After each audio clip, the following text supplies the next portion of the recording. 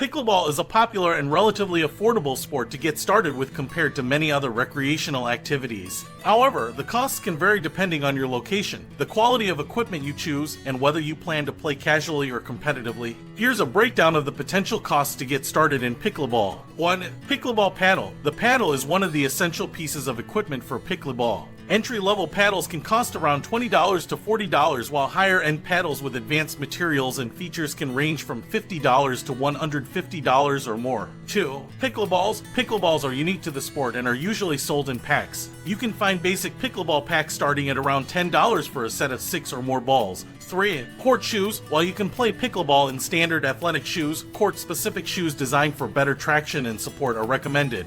Basic court shoes can start around $40 and more advanced options can range from $60 to $100 or more. 4. Apparel. Comfortable athletic clothing is suitable for playing pickleball. Prices for apparel can vary widely depending on your preferences and brand choices. 5. Access to a court. Many public parks and recreation centers offer pickleball courts for free or a nominal fee. However, if you're interested in playing at private clubs or indoor facilities, you might need to pay for court time or membership fees. Costs can range from free to a few dollars per hour or more, depending on the location and facility. 6. Lessons and clinics. If you're new to pickleball, you might consider taking lessons or attending clinics to learn the basics and improve your skills. Prices for lessons and clinics vary, but they can range from $10 to $50 or more per session. 7. Miscellaneous costs. These might include items like a water bottle, sweatbands, sunglasses, sunscreen, and other personal accessories that enhance your playing experience. It's important to note that the costs mentioned are estimates and can vary based on factors such as your location,